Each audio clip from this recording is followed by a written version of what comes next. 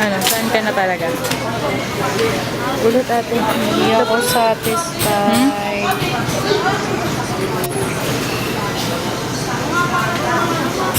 Kasi napuputol yung noon eh. Hindi, okay lang naman kapag putol yung noo. Huwag lang masyadong ano. Alam mo yung kila Kenneth? Iba ang layo. Dahil sa full view siya, tapos konti na lang, umata na yung matutulog. Huwag daw putulin daw yung noo. Yan. Kasi tinan mo, may ito pong gumagawa. So, okay lang.